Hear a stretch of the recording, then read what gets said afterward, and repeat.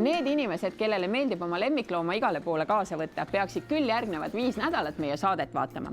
Pet City ja kassi-koerasöögi tootja Hills korraldasid 2 peale konkursi, kus selgitati välja 5 Eesti kõige loomasõbralikumat kohvikut ja restorani. Teeme nendega järgemööda tutvust.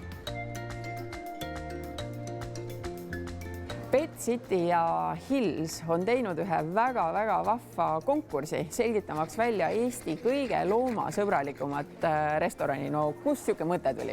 Selline tore mõte tuli tegelikult sellest, et üsna palju ringleb ka internetis seda, et koerainimesed otsivad endale toredat kohta, kuhu oma sõbraga siis minna aega veetma. Et Hills ja Petsi otsustasid siis teha toreda kampaania, et välja selgitada siis, millised on siis kõige loomasõbralikumad kohad. Kuidas te seda välja selgitasite? Korraldasime küsimustikku ja siis toimusid toredad vaheloosid ja nüüd on siis tulemused teada. Tänaseks on siis selgunud justkui 5 finalisti, kellest omakorda selgub siis see kõigem söögikoht ka ühel hetkel. Aga mida nendes 5 kohas oma lemmikloomaga teha saab?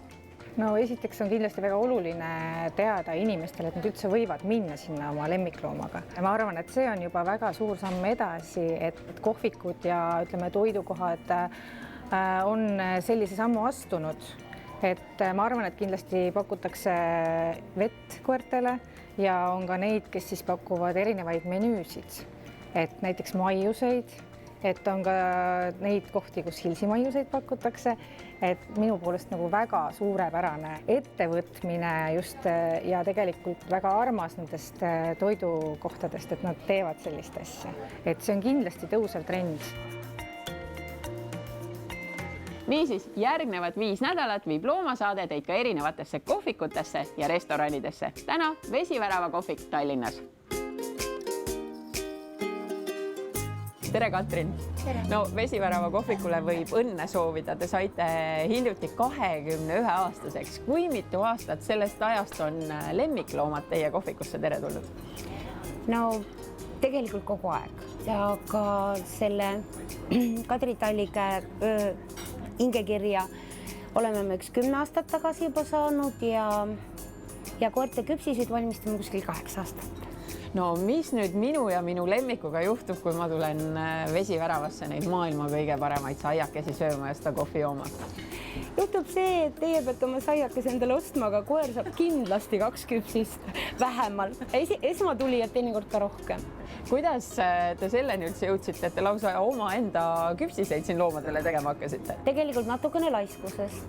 Mul on omal 3 malamuti ja ma elan maal, kauplustest natukene kaugel ja et neid kuidagi ohjata ja ennast kuulama panna, siis algul ma tegin oma koertele. Ja kuna seal on paar sellist komponenti, mis meie töö juures algul minema visati, ehk munakoored, mis on puhas kaltsium, oli nii ale vaadata, siis algul tegin ettepaneku töö juures teha, tegime proovipartii, kokad pööritasid silmi, pagarid mõtlesid, et ma ei ole nagu päris. Aga esimesest päevast nad hakkasid mööma ja kutsud võtsid omaks.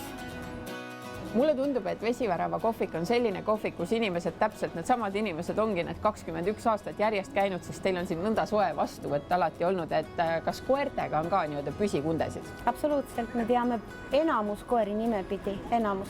Lihtsalt teinekord läheb sassi, sest et ühte tõugu on nii palju ja siis sa ei mäleta, et mis nimega ta nüüd oli. Aga kui juba natukene väikse vihje saad, siis me teame neid nimepidi ka.